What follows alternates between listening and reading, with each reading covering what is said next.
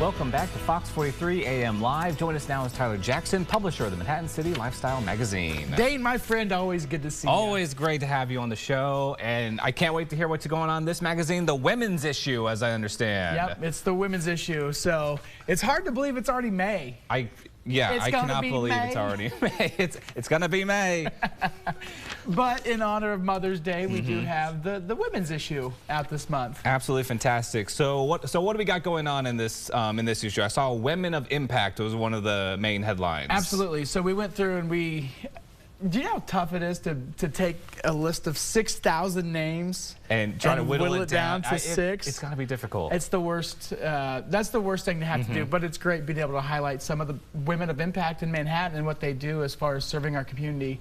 And I feel we got a really good mix this year. We had Bailey Bachamp. She's the director of operations for the men's basketball team.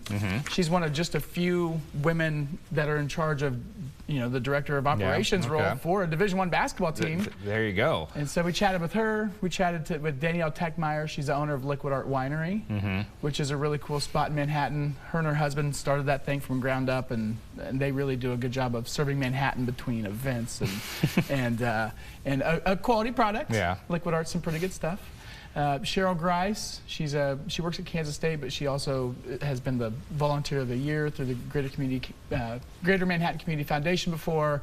I'm really testing myself here. Candace McIntosh, she's the director of the Girls on the Run, which it's actually this weekend. There's going to be one in Manhattan in the morning, and then there's going to be one in Topeka. Hey, all right. So I think it's at Lake Shawnee. So look at Girls on the Run. So you have just a whole list, and how long did it take you to put this list together to define these women? And that was a couple months, because we actually kind of had our light list. Me and my editor Heather Huffman, we kind of had our list of who we thought, and then we ended up having to reach out on Instagram, say, hey, who else would you guys nominate? And then it was just kind of pick and choose from there.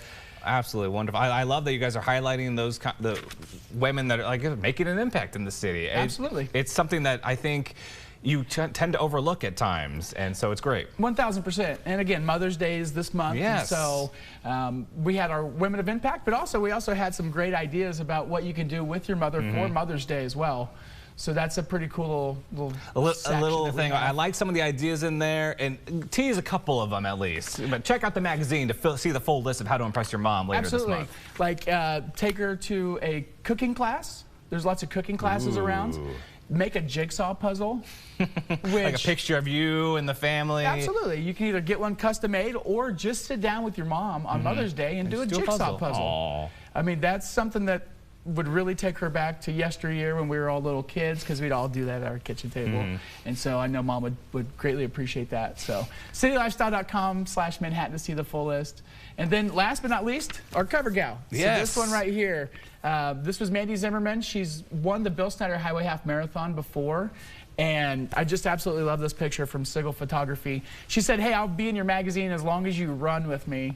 And did you run with her? Yeah, I did. And I told them, I was like, you are not putting that picture in the magazine. It looks terrible.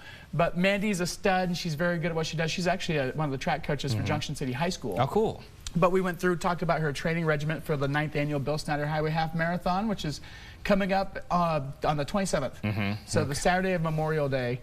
And we're not finishing on the field at Bill Snyder Family Stadium this year, unfortunately, because they're replacing the turf. Okay, so important reasons not to. But we get we get to finish in the brand new Shamrock Indoor Football Training Facility. Just as cool. So it's just as cool. Yeah, I think we're going to be going through the actual indoor and finishing on the field outside. So you've trained a little bit for it now. You going to get in there? No, I'm the announcer for it.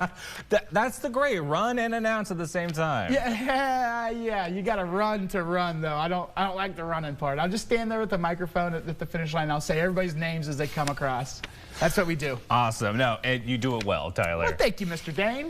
All right, Tyler, thank you so much for joining us today. And for everybody, you can check out the latest issue at citylifestyle.com/Manhattan.